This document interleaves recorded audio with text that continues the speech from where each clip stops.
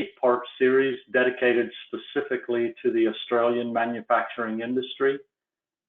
This first webinar is the Stratasys Global View of 3D Printing in the Defense Sector.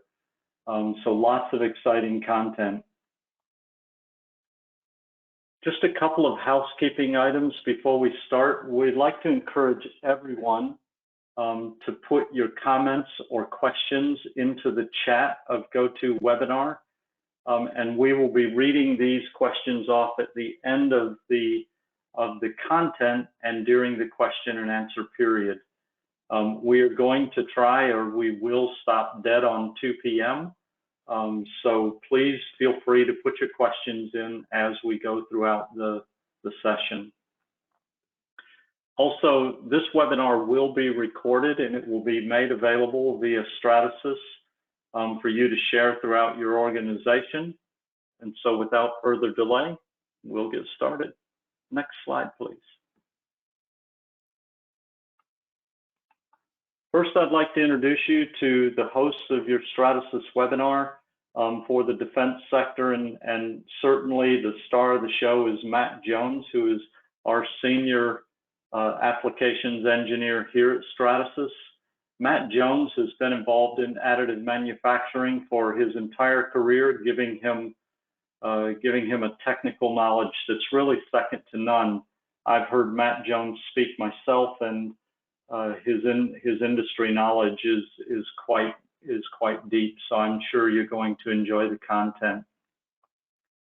So Matt actually, throughout his day job, works with design teams, engineers, and technical staff across the globe, with a primary focus of the defense market across Europe. He works in very much focused on supporting our customers with the development of new applications with additive technologies. This means that he understands optimizing design, leveraging customizable tools, jigs, fixtures for your factory floor, and getting production grade parts ready for end use.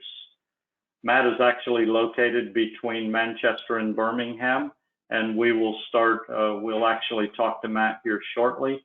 I'm going to start it off today with a little bit of a overview of who Stratasys is. My name is Ben Darling, and I'm the Senior Territory Manager for ANZ here in Stratasys. I'm located in Melbourne. It's only my accent that is still located in the US. I've been in additive manufacturing industry for 10 years and in manufacturing industry across the US and Australia since 1988, so 33 years. This was a picture of when I was 10, actually, I believe.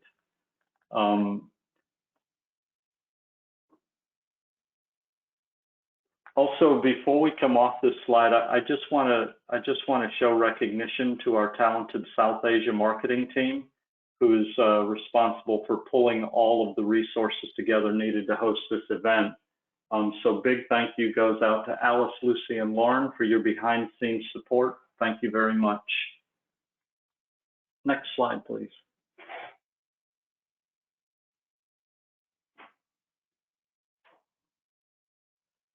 For those of you that may not know Stratasys, Stratasys is a global manufacturer of 3D printers.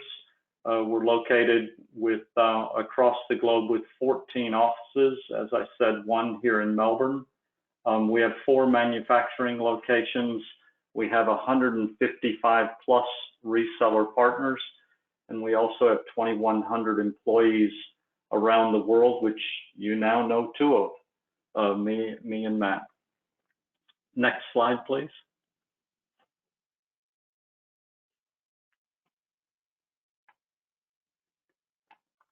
So Stratasys has spent over 3 decades or 31 years actually listening to what our customers want and need. From hardware to materials to software, we provide our customers with end-to-end solutions to ensure your success. Most people know Stratasys from our FDM and PolyJet technologies. Actually, today, our portfolio spans across 5 of the 7 standard ASTM technologies. You may have read about several of these coming out or acquisitions in the news of recent. We also have supporting software, both in terms of slicing, file print management, as well as small to medium and even enterprise management systems to help with the management of your CAD data that requires 3D printing. And then on top of this, we also manufacture a wide range of polymers and composite materials.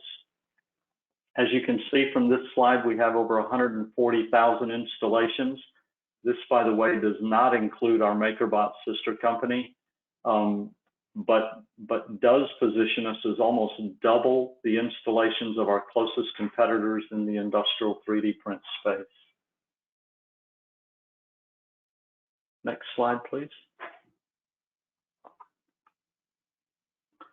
Just wanted to point this out. So with Stratasys, we are very proud of how we listen to our voice of customer. And from that voice of customer and the partnerships that we have with our customers, it's allowed us to have strong collaboration programs with our global peers, such as we have partnerships with the innovation leaders such as Siemens, Dassault, PTC, Adobe, Keyshot, Creaform, and SAP. These partnerships are focused on joint product development, really resulting in adding the integration or the value that our customers require, especially in today's industry 4.0 focused manufacturing and engineering marketplace.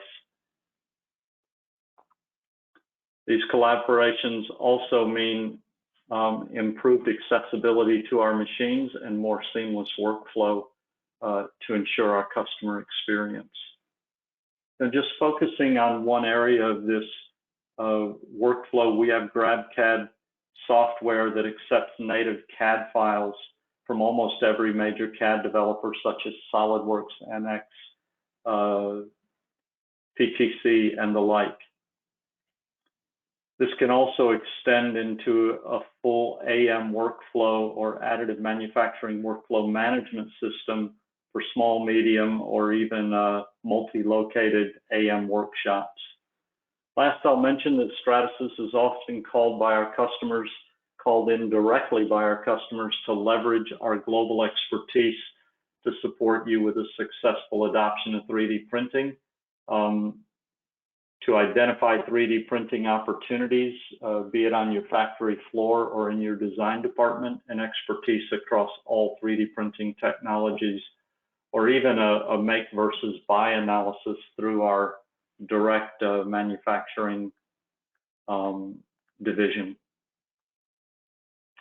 So I want to get off of kind of the Stratasys commercial, and I'd like to go back now to Matt Jones. Matt, if you don't mind unmuting yourself.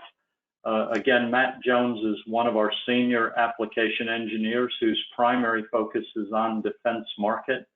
Matt, if I'm not mistaken, you're located somewhere between Manchester and Birmingham, is that correct? Yeah, Manchester and Birmingham, yeah, as opposed to Birmingham as the American twang. Sorry about that. I'm thinking Alabama maybe.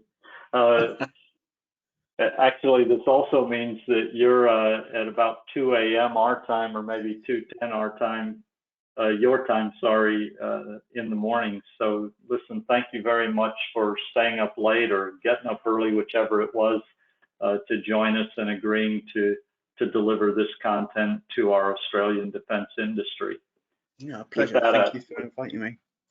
With that, Matt, I'm going to turn it over to you, and I'll talk again at the end around questions. Perfect, thank you. Good morning, ladies and gentlemen. I've already been introduced, so without further ado, I'll jump straight into it. So I'm going to give you a high-level overview of where Stratasys is currently with additive manufacturing in the defense and security system and sectors, whether that be within service and training, whether it be land systems, naval, sea or subsea applications, aerospace, security, or even space itself. I won't bore you with the details of our technologies, as hopefully you already know how FDM, so fused deposition modeling works, and also the PolyJet technologies.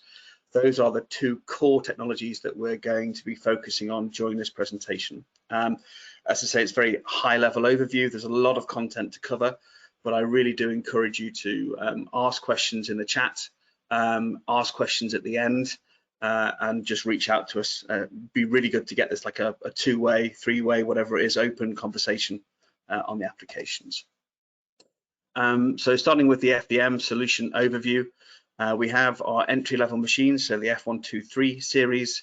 They're moving into the sort of more manufacturing production, the Fortis range, all the way up to the F900, and it really, depends on what parts you want to build and also the material requirements. So from tooling, prototypes, jigs, fixtures, but it also depends on the locations where these systems will be installed or operating. So whether that's at OEMs, repair sites, forward operating bases, defense agencies, it just depends where they need to be located and what the type of parts you're trying to print. Same goes for the J series or the DAP, which is the digital anatomy printer. So the solutions for that with the PolyJet technologies will be triage training or surgical models, sort of real feel and touch and look simulation of parts, and also the J850, again, for things like geoinformation, so topological terrain, training aids, base layouts, prototypes, and they can be used in different, again, intelligence agencies, OEMs, but basically all branches of the military sector or services. I'm going to cover off specific applications. I'm going to split it into different areas such as prototype parts and training aids, production parts, manufacturing and tools, and then spares and obsolescence management. So things like composite layup tools, mandrels cores, metal forming tools, thermoforming tools, polyurethane, jigs, fixtures, drill guides, all of the things that most people would associate additive manufacturing with on a manufacturing floor, and maybe a few surprises as well, hopefully. So the first one, this is a mock-up or prototype of some missiles or drones. These are all done in FDM, painted up and finished as a visual representation. However, these can also be fitted with electronics to be tested and validated as well. And there are cases out there where people sort of use these for sort of fire and forget, because you don't really want them coming back. It's just a great example there, painted up, and it's a good visual representation.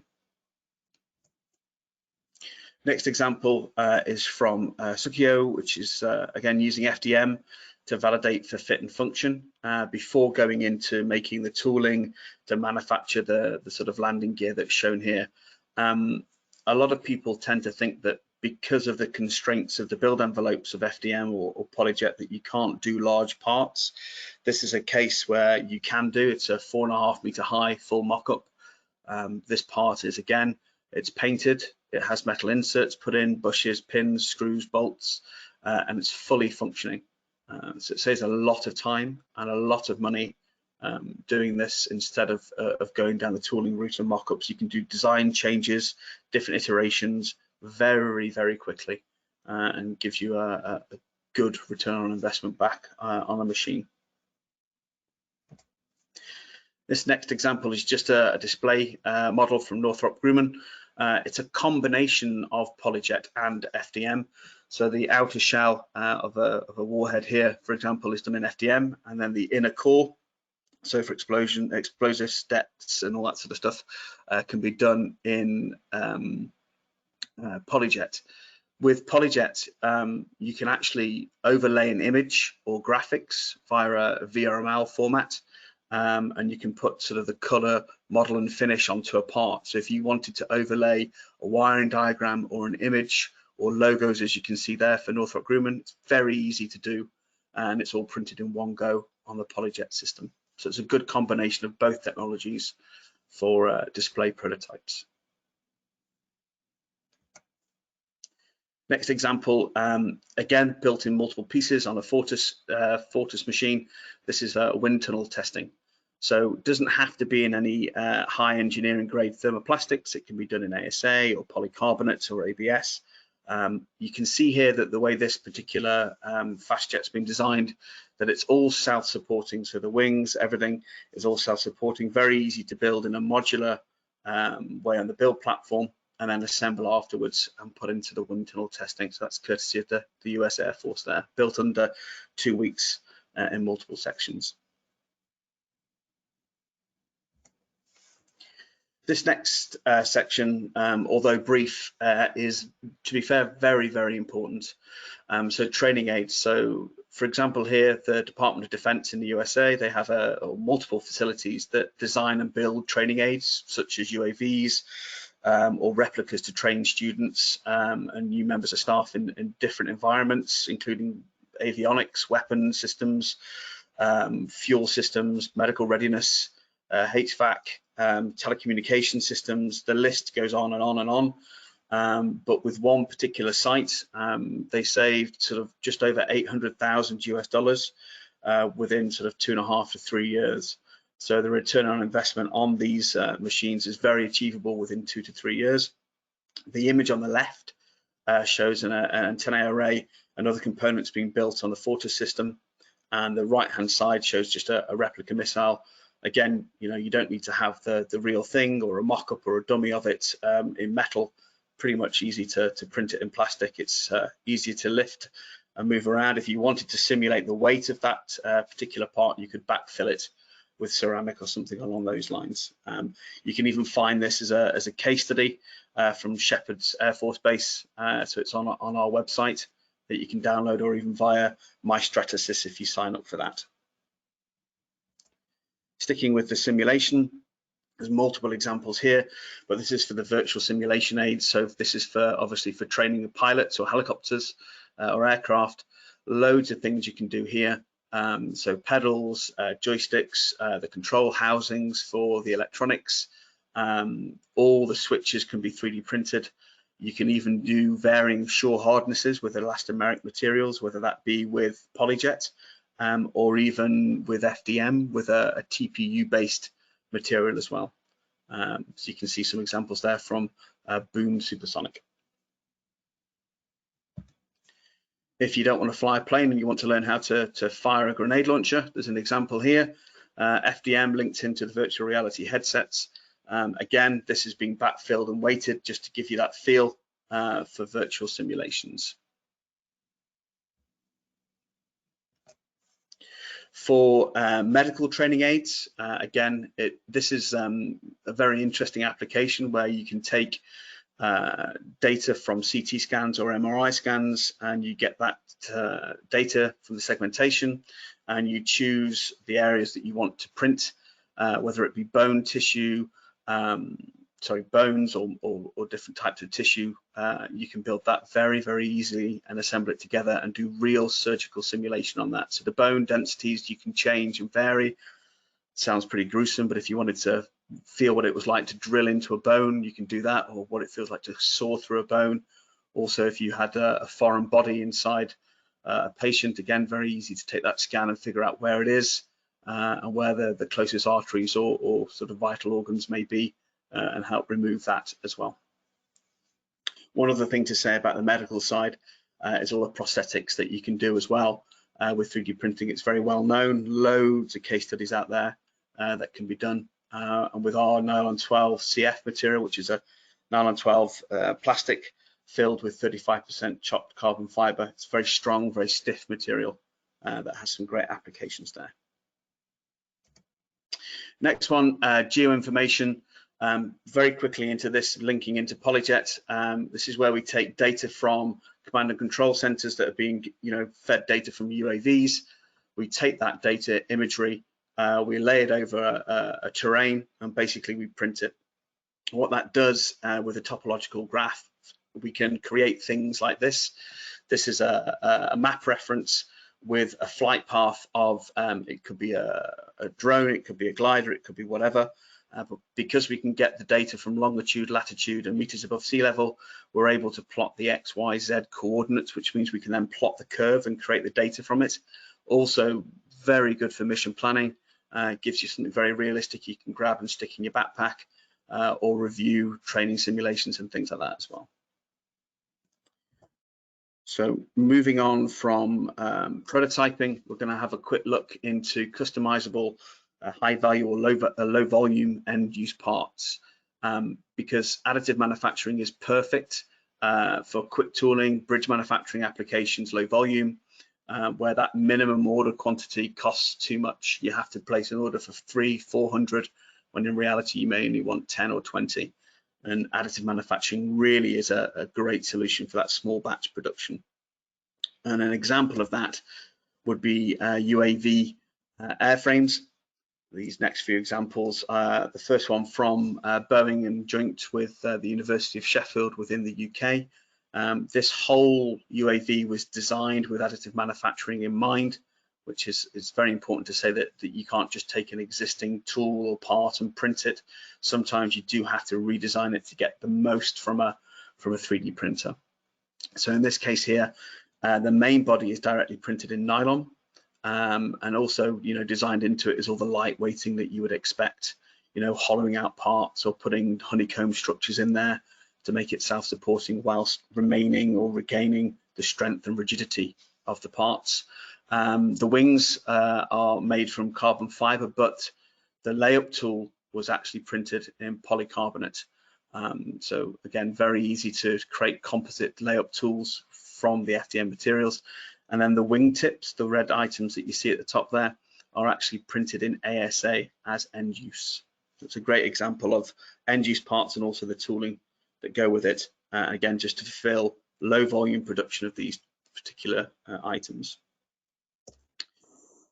If you have existing equipment and drones, for example, you may want to modify them for mission specific cases. So you put camera housings on there, different mountings and brackets, very easy to do. And there's an example here from EADS, which is a combination of different companies working together. And you can find that on the internet as well, but it's a great example of parts, end use, FDM printed, polyjet combination for the elastomeric material you see there in the top right image with the white area. Really good painted up end use. A very well-known case study for us is Aurora Flight Science. This is a combination of different technologies, not just Stratasys, but other sort of metal 3D printers as well. But here the core thing is that this particular sort of drone flies at 150 miles per hour. The main body is printed in ASA. It's had topology optimization done and FEA analysis on this to see how it's going to cope with the stresses and see where we can save weight. The wings were done in Ultem 1010, and again you can see that they're lightweighted with that honeycomb structure from the design point of view, and also the wiring harnesses are all fed down the wings there. So lots of different applications on that particular aircraft.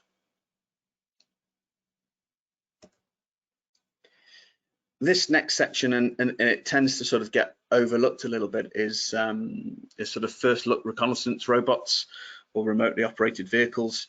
There's lots and lots of things that can be done on existing equipment that's out there, or starting from scratch and making them. So, for example, on the left-hand side here from Next Horizons, the wheels there that you can see are done in TPU, but the main body for the prototypes was all done with FDM. But then obviously you can go down the route of creating the polyurethane tooling to create, again, that small batches of parts that you want. On the right-hand side from the AMRC, it's an Advanced Manufacturing Research Centre within the UK. They made the hubs and some of the components for the wheels. And on the AMRC's website, you can actually see a video where the MOD in the UK decided to blow the robot up, and it still managed to hobble its way out and continue going. It's quite a good video. But the thing with this and other robots, if you wanted to create end of arm effectors or brackets from cameras or other tools that you wanted to clip on, very easy to do, and make bespoke inspection fixtures as well that can go on the end of robotic arms. This next example, obviously this is the NASA rover Perseverance. recently landed on Mars, where the exposure to sort of components on this thing's around -65°C, even lower depending on where it is on the planet's surface. But here there's loads of parts that have been done with flame retardant materials like Ultem 9085 that we offer on our Fortis machines, such as vents or housings, camera mounts, sort of pod doors and things like that as well. Small bumpers and fixtures were used all the way through the assembly of this, to give that flexibility and quick turnaround to build these tailored sort of robots and rovers. I'm going to look at this next section, which is going to be sort of end-use parts, spares and obsolescence management. So by that, I mean, if you can no longer get hold of the parts that you used to be able to, so the company's gone bust, or you've got no drawings available, and you can't recreate it, the idea here is to take an existing part, scan that, reverse engineer it if you're allowed to do so. If maybe it has a particular failure mode that you want to redesign, and then basically print it, create new tooling for it, or just use it for check for fits and functionality. Or the main thing here is this sort of like customizable, high value, low volume end use production parts. 3D printing is great for that, dependent on the application and the material. So this first example here is for a folding stock on a weapon system. Again, some of these were breaking in the field, very easy to print and manufacture them, very quick to get off the machines. But within this picture, there are other components that can be done either as prototypes or as end use. So the foregrips, the rail systems, even the butt, the grips on the actual the weapon you can see there as well. Not that they are 3D printed in this picture, but they are possible to do. I think we can all sort of agree that there's lots of things that we can't share and that we can't talk about in the public domain, but I can promise you there's an awful lot of stuff that does get done that you'd be surprised by. For example, this next one from the US Army. This is a prototype that was initially printed all in FDM that went on to do functional testing. So it was a combination again of FDM parts in nylon 12CF and also Ultem. And they used this and also to do for the grenades. You can see the tips there were printed as well to do live firing. So they did 15 shots with this, and the 3D printed grenades and the launcher came within sort of 5% of the muzzle velocity of a regular production grenade, which proved that the system was performing as close as you could expect to the real thing. The key thing with this was that the designs could be quickly changed and modified and prototyped and tested without the need to create that really expensive tooling and the long lead times and everything that goes with it. This example here is for the C5M Super Galaxy plane. Basically, it's just large panels and components that are printed in the Ultem 9085 material on an F900 system in this case, but again, you can do it on the 450 if that was your sort of smaller requirement. Very easy to bond parts together, and the reason that they use Ultem 9085 is because within sort of commercial aerospace, the way we first started to do it, we have the FST certified material, which is the Ultem 9085. And within the UK and Europe, it sort of adheres to different defense standards for smoke and toxicity, and also the oxygen index and temperature indexes as well. This is an example of a duct, so the HVAC system that's on sort of Boeing and Airbus aircraft, but also lots of different military planes and land systems as well. But it's not just for aerospace, so inherently the materials from FDM are salt resistant. So we do have parts that are being used in subsea applications, sort of housings, covers, impellers. We have the really high strength materials such as nylon 12CF and many more. We have ESD based materials. We also have PEC based materials, so polyether ketone. And they can all be used. One thing to say is that FDM in its nature is hygroscopic or porous. There are things that we can do when we build the parts to make sure that they're sort of sealed to atmospheric pressure. But when you start to put them under higher pressures or things like that, you need to look at sealing the parts with epoxy, and that's just a standard thing across FDM technologies. So one thing with these standards is please reach out to your local representative. You know, the AE in the area, the application engineer will have a chat with you, and they'll go through the requirements for a specific application, the materials, and you may find that we've got that validation for you, certification, or we can talk to you about how to do it as well. Next example for Navy. In fact, this is a 34-foot long Dauntless Sea Arc, and the exhaust flapper mount is printed and installed on the boat to help the sort of ingress of water from entering the exhaust system. This part may not be replaced sort of very often, but when it is required, it's a long lead time. So again, depending on where you've got FDM systems installed out there in the field or at the OEMs for testing and validation, you can print these parts very quickly and fit them out there as well.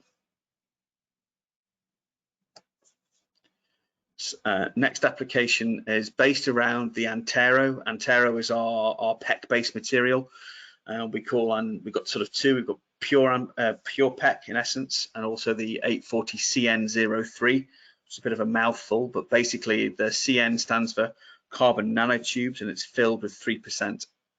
So with PEC, it gives you great chemical resistance to aviation fuels, skydrol, hydraulic fuels, oils, and things like that as well. And then with the ESD properties, actually very good for electronic housings, for electric components or battery packs, also excellent for fiber optic routing for cables, as well as an example there in the bottom right image is from I think the CubeSat as well. The bottom left is actually a ABS ESD based material, but I've put that in because it shows you sort of a mock-up PCB board with the ESD properties as well. But inherently, PEC is a really high chemically resistant, high temperature resistant material as well. So the spares and obsolescence, there's two examples on the screen here. The left one is from a floodlights set, and the one on the right is from a light armored vehicle, where both have a fan or impeller fan on the inside. And both were previously made out of metal, and they failed in the field. These examples do show them printed in an Ultem 9085. They've sort of been superseded now by the nylon 12 CF, which is a very strong material, and the requirements for HDT and what have you didn't denote the need for Ultem 9085. But here's examples where you can do real end-use parts that are replacing metal components. It's one thing to say that when you look at our materials, specifically nylon 12 CF, it's fully dense, sort of 98, 99%. The strength and stiffness of the material is exceptional. Obviously, you can't 3D print everything. You have to have realistic expectations, but you'd be surprised what was over-engineered or overused with metal in the first place, where plastic can just do the same job quicker and cheaper. Next example here is from Marshall Aerospace and Defense. This is where they created a ducting adapter, basically to help cool the avionics on the aircraft.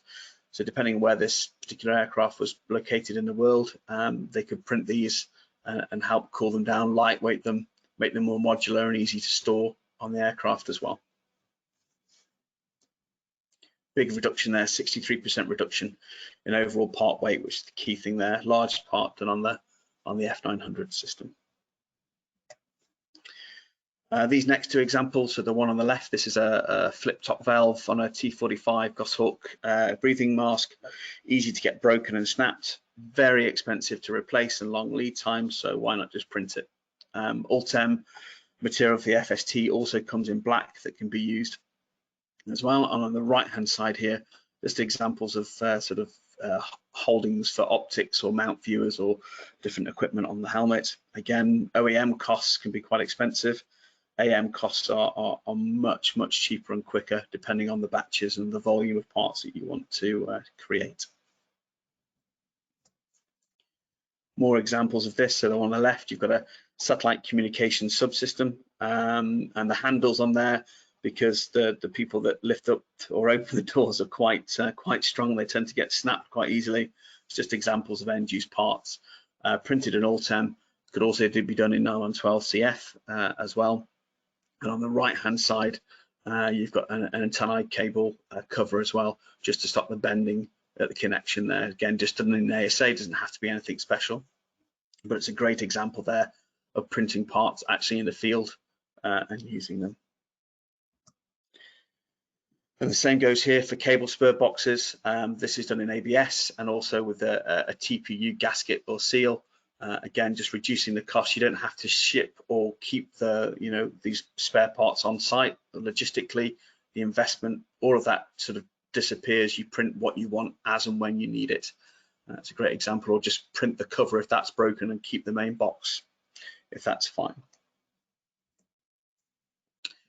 This is a great example from a blackjack drone. So you've got on screen, you can see that the bottom, the white one that's painted up is a bracket. Again, just reducing the costs from the OEM down to the AM version there. But the same thing goes from the OEM side, that if you want to, you can produce these as end-use parts and sell them. You don't have to invest in the tooling, or if you do need to invest in tooling, you can do the prototype tooling to go alongside it as well, to prove the application and sort of fulfill those orders. Naval applications is an interesting one, typically very hard to look into, whether it's for surface or subsea applications. So we've done impellers, we've done items for sonar or towed arrays, we've done deep sea applications, we've done lots of composite repair tools or metal forming tools, covers, end-use covers, mounting brackets and things like that. But it does depend on the size and where those items are going to be used and how they're going to be used as well. This next section is based around manufacturing tooling. There's loads of things that you can do with AM with manufacturing tooling. We've got so much data from so many of our customers on composite tools for layup tools, male or female, mandrels and cores, and all the coordinated family that go with it. So the intensifiers, drill guides, cutting guides, this sort of stuff. One thing that again sort of gets missed out on is the sort of metal forming. Metal forming all these tools. For example, on the next slide here, you've got an EPS, so expandable polystyrene. You've got thermoforming and you've got metal forming. The bottom left, you can thermoform Kydex very easily. The image on the right is a nylon 12 CF press tool. Easily take 15,000 psi, maybe up to sort of 18,000 psi, depending on the way you actually orientate and apply the pressure to the tool. Sticking with metal tooling, press tooling, maybe you need a CMM fixture to measure it. The example in the middle there, you can see this particular tool did sort of over 500 cycles of bending at 1.5 mil thick cold rolled steel, and it showed no significant deterioration to cause the part to be sort of out of tolerance or failure either. So it's a good part. This is a good example of polyurethane mold tools again. So you're prototyping it, painted up and sprayed, but in the end, if you want to go into production, you could do that as well for the tooling. Very good. Composite tooling, again, is a massive thing for me personally. You can do so much with it. So whether it's small, medium, large, whether it's reusable tools, whether it's sacrificial, our materials are capable of going up to 213 degrees C, but typically for autoclaves it's around 180 degrees C, between 7 and 8 bar of pressure, and we've got some great extensive guides there that you can look at to go for. Sticking with composite repair, this is composite and metal repair. This is to do with the Super Stallion. Again, the cost reduction and repairs for these blades is huge. For this example that you can find online, from sort of 210K per blade down to 15K per blade with a 21-day turnaround time as well. Now, sticking with composites again, there's hybrid parts. So you could have a core of Ultem wrapped with carbon fiber or Kevlar or whatever you want for lightweighting, or just to do prototype blades and testing with as well. This example was just around 5,000 RPM sort of low-speed wind tunnel. Also thermal sprays, shot peening, high velocity spray. We can print large covers to replace the tape. Saves a lot of time and effort on those sorts of applications as well. CNC tooling, fixtures, you need to machine a block of metal, you need to have a fixture to hold it in place, but you have to machine it, so why not 3D print it? Again, nylon 12CF, great material, much lighter than aluminium or steel, and just as strong for these sorts of applications.